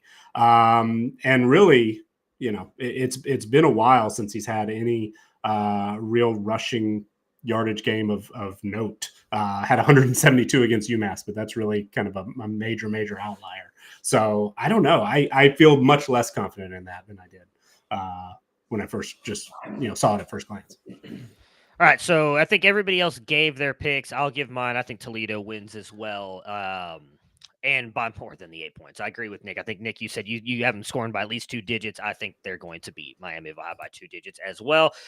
Kind of a standalone game, at least for an hour, kicking off. Boise State getting 2.5 against UNLV, over under at 58.5. Nick, how are you viewing this one? This one I see is pretty close to a toss-up. My projections all have Boise State favored, but all by fewer than 2 points. So don't see a real big edge compared to the odds makers. Boise State has been a much improved team over the second half of the season. They've actually gotten a lot better once they fired Andy Avalos and really seem to have rallied around Spencer Danielson as the interim head coach. Keep an eye on him to potentially win that job, get that job full time. And then Ashton Genty back and looks as good as he had early in the season before missing a little time with injury. So I like Boise State, I think, to win this one, but especially numbers wise, really don't see any edge at all to that one, but could see this one coming down, to a field goal one way or the other. And, just also UNLV, have to mention, just an incredible coaching job by Barry Odom. 1 year turnaround, 9 wins. I mean, I gushed about Jerry Kill and New Mexico State. UNLV's been a really, really difficult place to win for a long time as well, but has been a little bit of a sleeping giant, I think, in the Mountain West. And now we're really seeing what this program, potentially can do. Win it this year on their home field would be huge. Numbers wise and really personally, I don't have a major lean one way or the other, but it seems like Boise State is rightly favored, but UNLV's proved a lot of people wrong, myself included, a lot this year. Yeah, I mean, I agree with you on it possibly being a very, very close game. Coin toss. They've got a lot of interesting player props. I mean, Colin, do any of those stand out to you? It's hard for me to pick one that I'd really be. I don't feel as solid on those as I do the Deacon Hill over 4.5 fantasy points kind of things, but a ton for Taylon Green, Boise State quarterback, Ashton Genty, friend of the show, friend of the company, running back for Boise State, Prince Stratton, the wide receiver, UNLV's Jaden Miava, I think is how you say his name, probably butchered that, and Ricky White, wide receiver. A ton of props in this game. Any that you feel comfortable betting? Not really, to be honest. I think this is going to be a very close game. I mean, Ashton Genty has been an absolute stud all year. Obviously his lines are probably the ones that are going to get the most draw from fans just because of how good he is. But with that split between him and Helani, he has come out on the better side of that, pretty much every time. And I feel confident that he's going to in this game as well. But his rush receiving yards combo at 113.5, I think that's pretty high. I think that's going to be tough to hit. If I had to pick one, it would probably be his over receiving yards, over 29.5. I think just, Talon Green's not a great passer, might look to dump it off a lot. And Ashton Jeanty is a very good receiver. So the receiving yards over 29.5 is probably my favorite of the plays, but I don't love any of these. Alfred, do you have any player props or thoughts on this before we pick the game?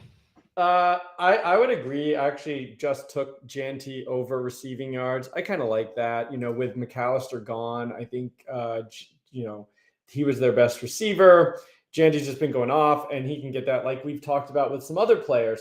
Worthy, I think you mentioned, one play can get half his total. Jeanty can get that in one play. One play, 30 yards. That is not a lot to ask. I think this is a pretty nice thing, and he's a weapon that they want to use, so he's going to get plenty of opportunities. I like that.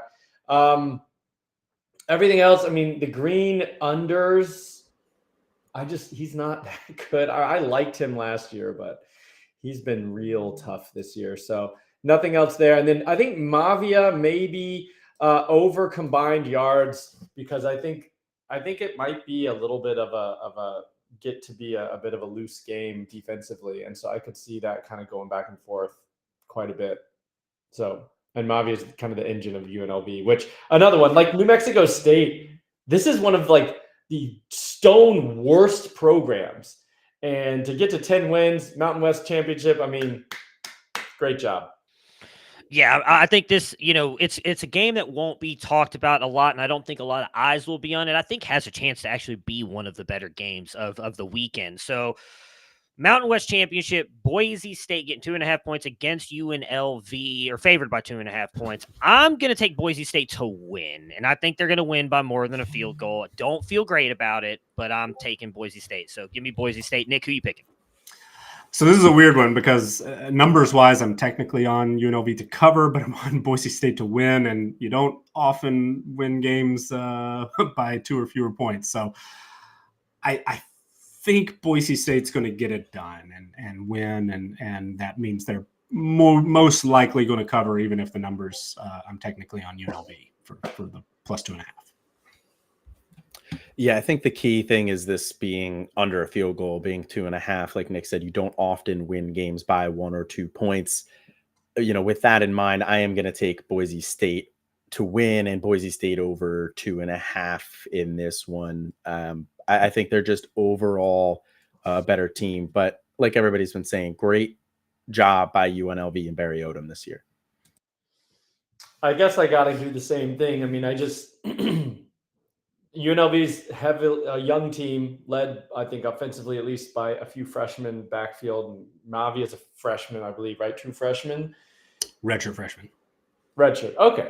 That makes a little difference, honestly. But, conference championship, Boise's trending in the right direction all season, really playing their best ball right now. So I think I would have to side Boise, but it should be a fun game. Really, really sneaky potential to be a very entertaining ball game. All right, we're going to jump to the Sun Belt Championship game, and I'm starting here because, unfortunately, I think this game is going to be overshadowed probably by the other two. I think SMU-Tulane and obviously Georgia-Alabama are going to have more eyes on them, but Appalachian State-Troy has a chance to be a very good game. Troy is favored now by 5, over under a 52.5. Really, really good defense, and again, throwing it to the college football guru, Nick, what are your thoughts on Appalachian State versus Troy? Well, so obviously this week we've had a little bit of a different setup than we have for most of our shows this season. One thing that I've leaned on heavily when we've talked about picking games are when our 3 projection models all line up on a favorite to cover. Over the last 2 months of the season, we are 52 and I don't know. We're doing well. Details aren't important. Trust me. Can't read my writing here. Okay, here. Since week 6, 44 and 28 in that situation. So I'll take that. Troy lines up in that scenario for us this week. It's the only one of conference championship games, but all of our projection models have Troy winning this by 9 or more. 2 of them have them winning by double digits, 12.5 in one, 16.5 in the other. So do see a big edge here on Troy to get it done on their home field.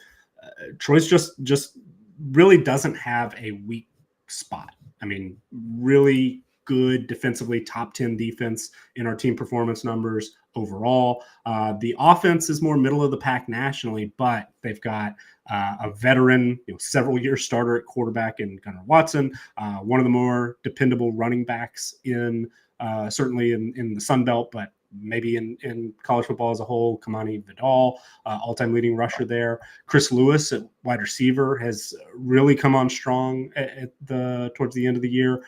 Transfer out of, I think, Kentucky, maybe. And they've got some other playmakers as well. Jabari Barber being chief among those. But the defense and the front seven as a whole is just one of the best at the group of five level. Certainly, guys like T.J. Jackson, Richard Jubinor, Javon Solomon. I just think that this Troy team is set up to win this game by double digits, 2 touchdowns. I feel pretty good about it.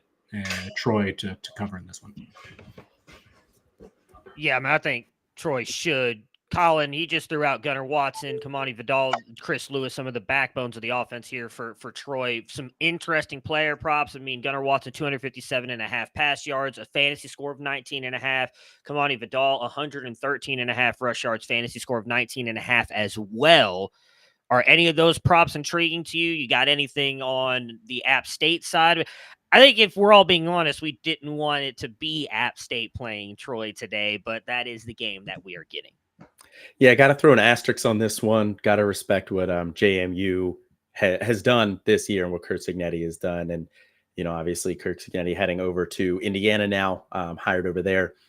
But, App State and Troy is the matchup we got. I agree with a lot of what Nick said. I think Troy is just the better team here. And App State, while they did really limit Jordan McLeod and that JMU offense, their rush defense is very susceptible. So Kamani Vidal, he's 7th in the country right now in rush yards. Had a very, very strong year. Like 113.5 is a tough line, but I do like Kamani Vidal fantasy score at 19.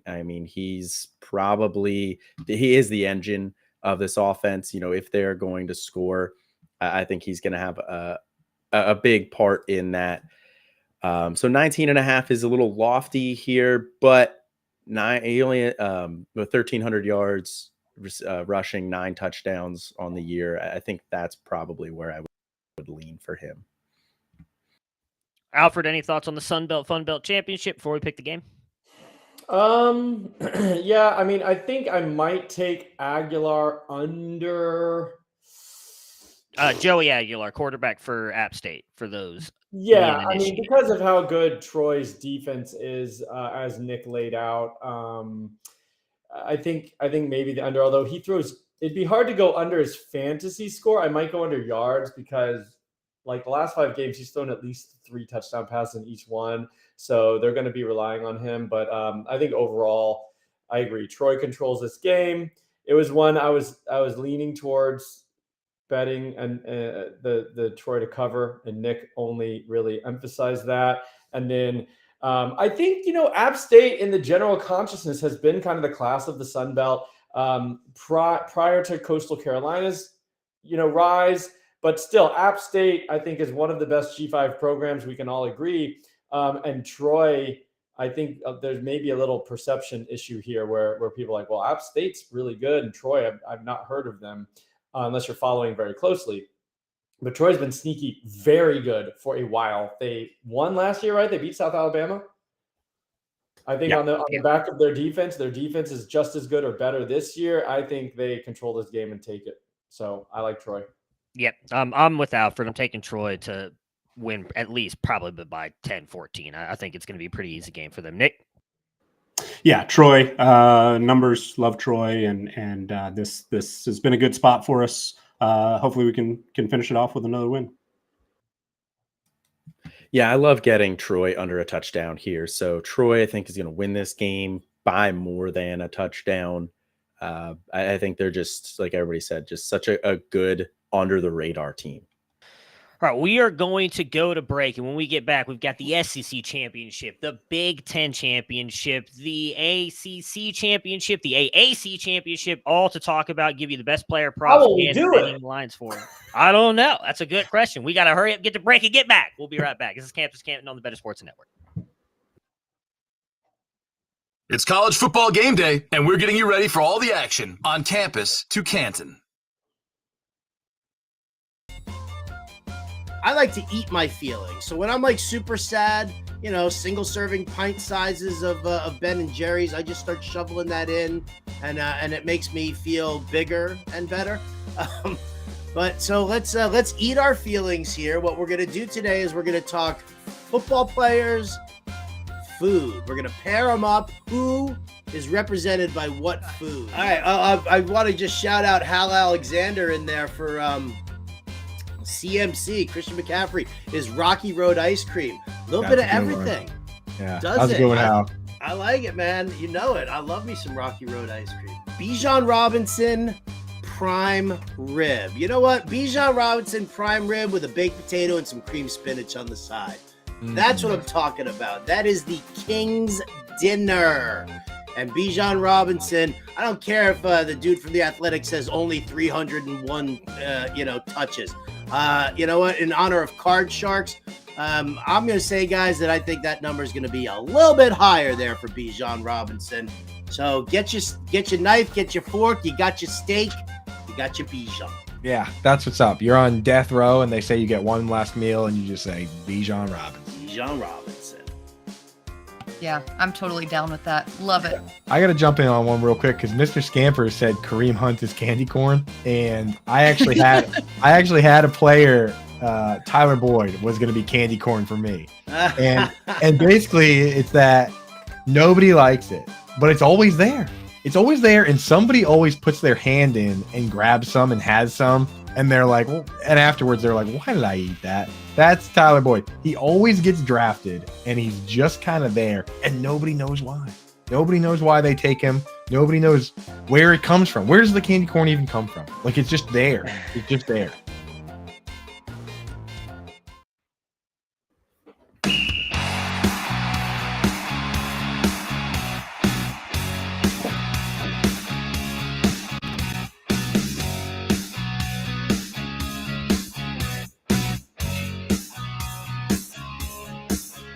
What's going on, everybody?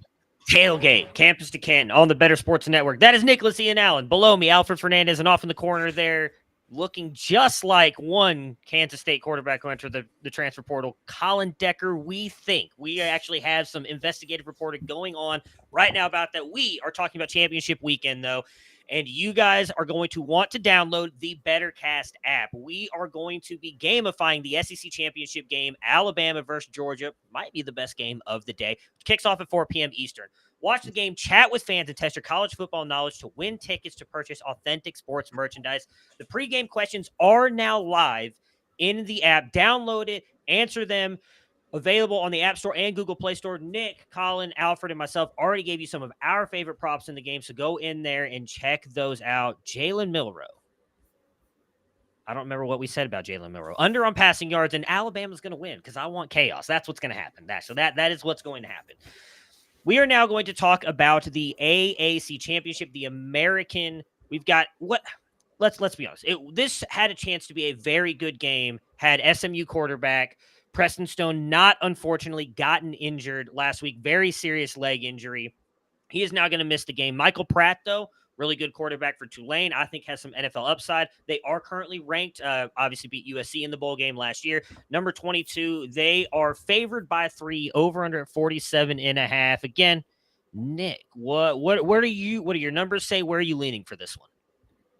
Well, this obviously everything changed with Stone going down last week, and it looks like, in my opinion, the market really kind of at first overrated, I think, the impact of Preston Stone's injury. Tulane is a very, very good team, and they win this game, probably expect that they're going to get that New Year's Six bid again. But had Stone been available, I actually would have had SMU favored in this game to win outright.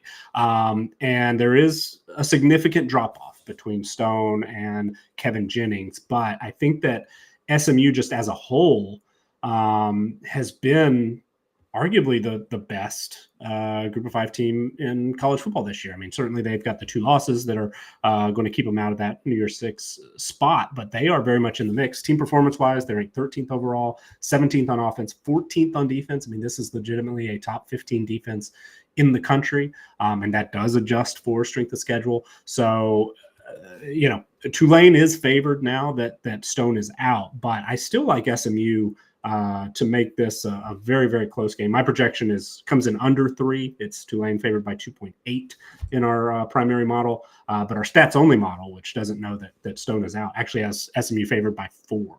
So I do think that this is a winnable game for SMU, though the injury probably swings that in Tulane's favor.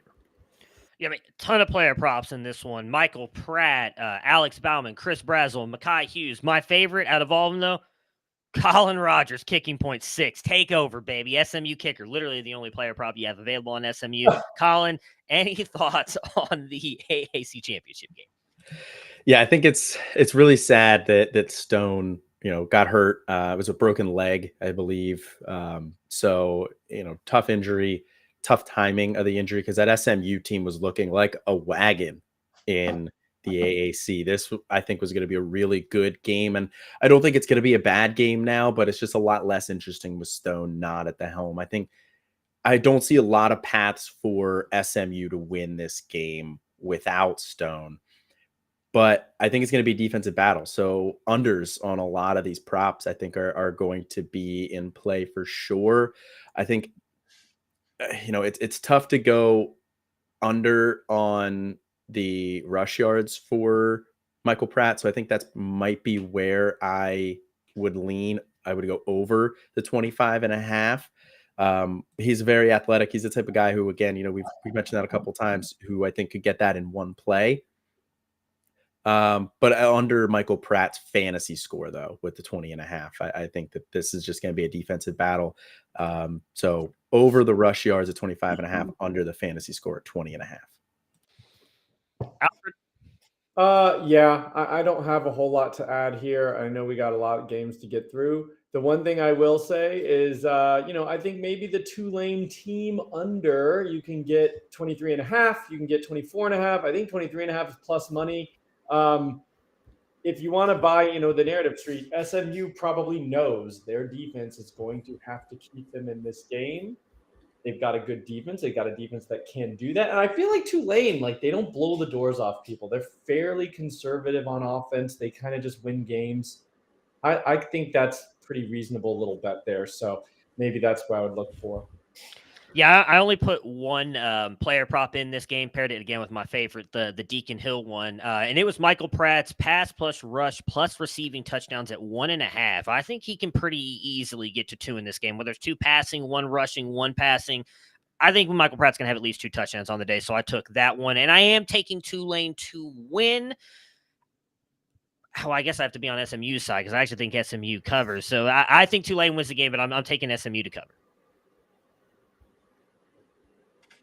Anybody else? No, nobody else have any thoughts? I'm in that range too. Probably win the game, but I think you gotta take Tulane with no Preston Stone, but not left everybody speechless. I was just perfect analogy of the game. All right, let's go to the SEC championship game. One everybody's eyes are going to be on number 1 Georgia, favored by 5.5 points. I don't know if that has changed at all, versus number 8 Alabama, a completely different team than the team that lost to Texas earlier this year. Over under currently sitting at 54.5 and is now down to 4.5 for Georgia.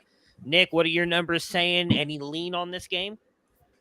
So earlier in the week, this one, when it was 6.5, was setting up really similarly to the Oregon-Washington game, Texas-Oklahoma State, where my numbers agree that the team, the favorite is rightly favored, a legitimately solid favorite, but it was just probably too many points.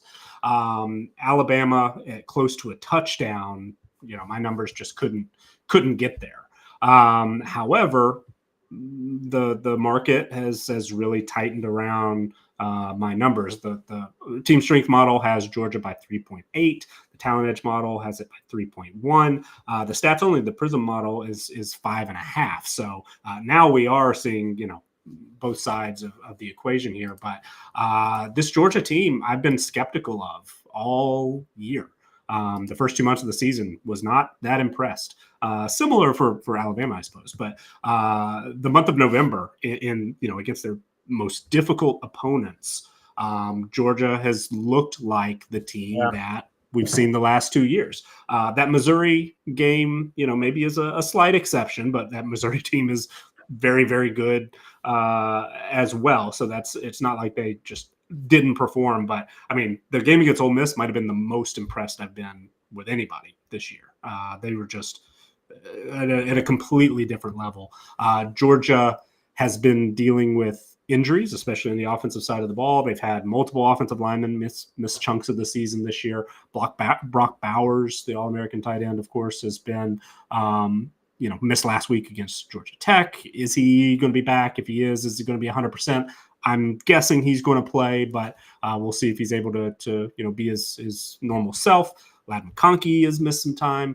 But I think that this Georgia team, assuming those guys are able to give it a shot and are going to be close to 100%, I still like Georgia, I think, to win. Alabama, very dangerous, very talented, as always. But this Alabama team still is not, as much as Georgia has been trending toward the Georgia of the last 2 years, I feel like Alabama still isn't quite the Alabama that we've gotten used to seeing over the last, decade plus. They're very talented across the board, but there's still a pretty big gap there. Georgia's, top 3 in my roster strength numbers. Alabama's 10th. Georgia's, playing like a top 3 team in team performance. Alabama's 7th. That's not a huge gap, but it's, I think, notable and shows that this really is it's not a coin flip. Georgia is rightly favored by more than a field goal. I'm not sure they're going to get all the way to a touchdown and be able to cover. But this does seem like a game where Georgia should win to me, which is a little bit different, I think, than most Alabama-Georgia games of the last few years. It seemed like it really could go one way or the other. And Alabama absolutely could win. But to me, this is a game that Georgia should win. I mean, Colin, Carson Beck, Brock Bowers, Dajan Edwards, Kendall Milton, Dominic Lovett, all got a ton of props here on the board with prize picks. And Alabama side, Jalen Milroe, Isaiah Bond, your guy, Jermaine Burton. I mean, any of these stick out to you. I can see this game going, either way, whether it be a pretty good defensive battle or like that offensive shootout we saw a couple years ago in the SEC championship. I think it was Bryce Young was the quarterback of Alabama at that time. Like, it is. This game could go either way. I'm not sure which way it's going to go. Any thoughts on any of these player props before we pick the game? Yeah, so actually, as I've been looking into this a little bit more, I have one that I do really like, and and another one that I do like a decent amount. And with this being the BettorCast game, you can hop in the chat there during the game. I really like Dajan Edwards under 62.5 rush yards. He's been under this in 3 straight. Kendall Milton has kind of come on down the stretch and has started to take over that backfield a little bit more. It's at best a 50-50 split, Edwards and Milton. So I do think this game is probably going to lean a little bit more on the defensive side. So under 62.5 for Dajan Edwards, I like a lot. Kendall Milton then over 55.5. I like. He's been over this in 4 of his last 5. Again, Alabama, pretty good rush defense. I think this is going to be a difficult matchup overall, but I like Milton more than I like Edwards. So Milton over 55.5 and Edwards under 62.5 rush yards. Alfred, bring it home. Thoughts on the SEC My turn. All right. So I just, I'm going to double down. I like Alabama, and I'll say this. I think, just thinking of this in terms of value, and I respect everything that Nick says, his numbers, and I used to be a very much numbers person, very, very much that way. I've kind of morphed into a little bit more of a vibes better, for better or worse, and I have success. I mean, but I think the value is on a Bama money line here if you're going to do it. Get that plus money. I'm not sure I care about points here. I care about who's going to win the game. And I think the value is on Bama. I will say Georgia's probably the better team overall, but I just, at some point they cannot win 3 years worth of games. Like they've got to have a bad day. They've got to get a loss in here somehow. Unprecedented to win 3 straight natties, basically 3 years of undefeated. I think they may have lost 1 game in 2021, maybe. But it's just, at some point that dam's going to break. I mean, they just cannot keep winning games forever and ever and ever. Insert Jesse Pinkman. They can't keep getting away with this. And then I think Bama's got a pretty good front seven havoc. Dallas Turner. I don't have numbers on Carson Beck under pressure, but I think it would be something if Bama can get him out of his comfort zone. Although maybe he just dumps off to Bowers, but I just look at this Georgia offense and I know they're putting up numbers. I know they're efficient, but there's not a player on the Georgia offense other than Bowers that I'm scared of this guy. But they keep doing it and they keep winning. There's way more players on Bama that are individual studs and can win individual matchups that I think on Georgia. But I think I would go with the Bama side, and I would go with Milroe, maybe total fantasy points over, because he can give you 3 rushing touchdowns that'll just break the line there. And then I think we talked earlier about Burton, maybe over on Burton as well. So Kendall Milton, I would go under on everything. I think he's just not very good. Yeah, I think, Colin, you took the over on Milton, right? Yeah, I would lean over 55.5. Yeah, he's been over that in 4 of his last 5. I'm with you. They seem to be leaning a little bit heavier on him. Outside of that, I don't love any of the other Georgia player pops. The only other one I'm going with, Alfred just mentioned, I'm taking the over on the 21.5 for Jalen Milroe. I know it sounds like a lot, but he's the playmaker in this game. He could put 3 rushing touchdowns up, and I wouldn't be shocked at all. And passing touchdowns. I mean, look, they're not here. Well, they're still here, but they're not having a chance to make the playoffs without that play last week to Isaiah Bond in the corner of the end zone against Auburn. Granted, Auburn shouldn't have let that happen, but Milroe also helped make that happen. This Georgia defense, while good, is not the defense we've seen over the past 2 years that won them, in my opinion, national championships. I know Stetson Bennett was good, but I think Jalen Milroe can make a lot happen in this game. I do kind of agree with some things Alfred said. Don't get me wrong, I'm not just saying this to blow smoke. I think, Nick, you are one of the smartest people in this space, and you have Georgia. Everybody has Georgia favored for a reason. But you mentioned something earlier when you were talking about Georgia hasn't really been that impressive, and they haven't played anybody to this caliber of talent this year in Alabama. To play your toughest competition in an SEC championship game, I think is a big deal. Alabama's had to play a bunch of tough games. They've been resilient. They found ways to win. I think Alabama and Jalen Milroe are going to find a way to punch Georgia in the mouth, and I don't know that they're going to be able to recover from it. I'm taking Alabama in the points, and I'm with Alfred. I'm actually taking Alabama money line. I think Alabama wins. I don't know if they're going to win by a touchdown, 1 point, 3 points.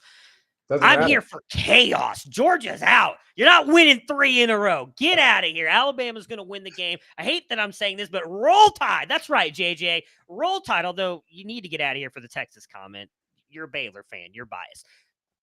Alabama's going to win the game. Nick, who you picking? If you give me more than a field goal, I'll take Alabama to cover. But stand by what I said. I do feel like this is a game that Georgia should win. Yeah, I think the line being where it is, I would take Bama to cover, but I think Georgia's going to win this game. This Carson Beck Heisman moment in this one. I say that as somebody, who has a plus 10,000 bet from January on Carson Beck to win the Heisman. But isn't he still? I think Georgia, 100. He's still plus a lot. He can get that right now. And I actually looked at that earlier. I mean, if he comes out, throws 303 touchdowns and they beat Bama, is that possible? Do we think that's in play? All I know is if he gets to New York, I'm cashing out on that bet. That's a reasonable thing to think about too. Bet it now, cash out. Yeah. Yeah. But if he throws for 700 yards, he might get there, but otherwise I don't think so. Possible, baby. Anything's possible. Okay. I will say this, just full transparency for everybody watching. JJ Parker in the chat, love JJ. Me and him were on that Ohio State money line last week like we are Bama, and it didn't work out. So, bet accordingly. That's all I'm going to say. Before we get to the Big Ten championship game, which is number 2 Michigan versus number 16 Iowa, we have JJ McCarthy, super fan from the Back to Devy crew, Mike Valerie, to tell you about the players to watch this weekend. Good morning, Devy family. Welcome to the final Devy session of the Tailgate. We only got 8 games left, and we just watched a phenomenal game last night, Oregon versus Washington. Thank God Jalen McMillan is back. Love seeing him there. We only have 8 games to talk about, and we're going to be a little more focused on the quarterbacks for this weekend, all right? Let's get it.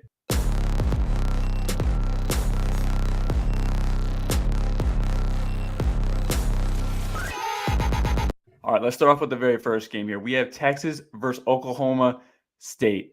Not quite the Red River rivalry that we've always, loved and enjoyed, but we got the Orange Creek feud going on here. Look, Alec Bowman versus Quinn Ewers. We don't really care about Alec Bowman, but Quinn Ewers is back, and he's flashed, right? It's always been a topic of conversation for Quinn. He likes to play down to his competition, which is very nice of him, or he plays up to his competition, which is what we really like to see. So keep your eyes on Quinn on Texas, and keep your eyes on A.D. Mitchell. That's what I want to talk about here.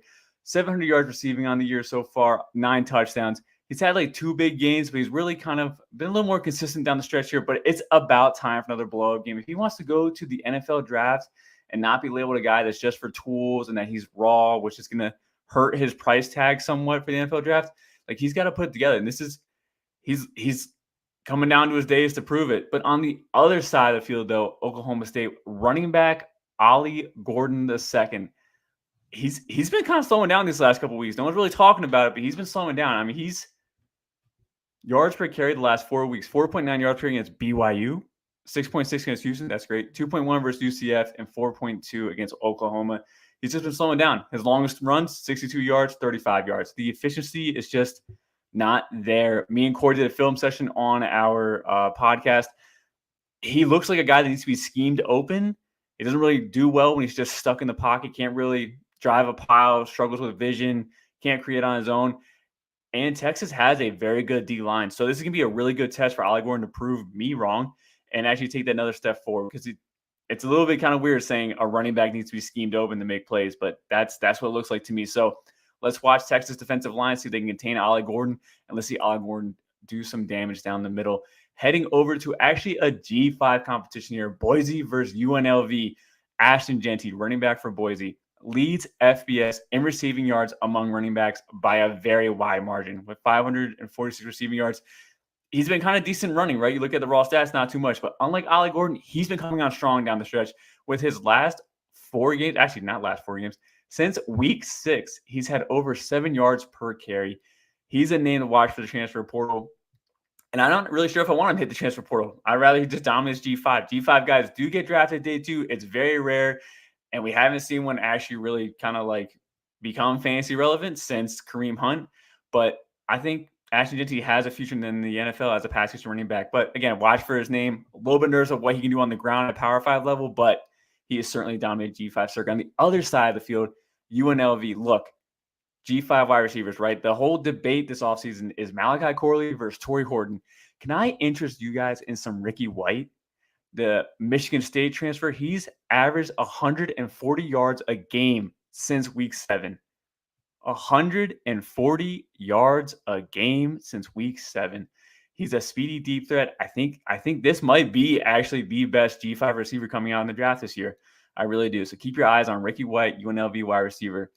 Let's go over to Georgia, Alabama. Look, I don't have much to say about Alabama. Jalen Milroe kind of coming to his own. Didn't really appreciate him shouting out, "Give me the Heisman," after that fluky deep 31-yard deep ball. Like, it's 31 yards. The running back room, it's still muddled. Like, I don't know, Chase McClellan. It's kind of hard to say that it's not a disappointing season. It's been disappointing. Like, let's be real. It's been disappointing. I don't really feel confident as an NFL draft stock. He's supposed to be the super athletic running back. He looks very ordinary on the field to me with really nothing special. But I want to talk about the Georgia side of the ball here. Carson Beck has been coming to his own down the stretch. At Camp Skin, we've all been kind of fans of Carson Beck at the start. A little bit shaky in the beginning, not really comfortable, but he's been phenomenal down the stretch here. Really great. These next couple of weeks, this championship, his title run, the playoff run, are going to determine if he's coming out to the draft this year or not. If he can just rock it and just kill these next couple of weeks, he will be a first-round pick. Like, and if not, next year. He'll be QB1 next year because next year's class is just not great. And I don't want anyone to forget, true freshman Roderick Robinson, running back for Georgia, 6 foot, 240. He's back from injury, right? Last week he got 2 rushing attempts, 37 yards. One that was a nice, very clean 36-yard run. It's against Ole Miss, but they like to rotate those running backs there at Georgia. So keep your eye on that true freshman there. See if you can get it going. Heading over to SMU-Tulane. Look, the old saying, sticks and stones may break my bones, but words will never hurt me, is very true to this day because Navy physically broke Preston Stone's legs. So Preston Stone, I really looked forward to talking about you today, but I'll be looking for you next year, okay? So get healthy. Going over to Tulane, Michael Pratt. Look, Michael Pratt's not putting up the numbers we want to see, but he is throwing up those NFL throws, those nice ball placements with velocity, with touch, with anticipation. He's exhibiting some nice NFL throws, and he's already accepted his invite to the Senior Bowl. So we will be seeing him in the draft, and we will be seeing him at the Senior Bowl. Stay forward. Watch Michael Pratt against Tulane. And there's also rumors that Tulane's head coach is heading over to Houston. So kind of exciting for Houston as well. Our last game I want to talk about here, Michigan versus Iowa. There's nothing to talk about Iowa. All their tight ends are broken. The offense, I think the over-under is like 6.5 points, I think. So anyway, nothing to talk about on the Iowa side. But J.J. McCarthy. J.J. McMethy. No, not McMethy. Let's not do that. But anyway, J.J. McCarthy, right? These last 3 games, he's thrown for a total of 349 yards. 349 yards last 3 games. Since 2012, there has been 3 QBs drafted in the first round. This is a total of 37 QBs drafted that have never thrown for a 3,000-yard passing season. That is Trey Lance, who only played 1 season. COVID hit. He's been hurt. Probably not going to work out in the NFL. Not really his fault. The other one is Daniel Jones from Duke. And the last one is Anthony Richardson, who has very elite tools. J.J. McCarthy does not have the tools that Anthony Richardson has. He needs to step it up. I mean, if you want to be a first-round QB, you have to show us you're a first-round QB. You can't just be like, well, he's not making mistakes. Like, that's great. That makes him not a UDFA. He can do better than that, but we need to see why he's a first-round QB. J.J. McCarthy, you are running out of opportunities, and Iowa's defense is the perfect time to let us know what you can do. Look, guys, that wraps it up. Check out Back to Devy. Mike Valley, we're out. This is it.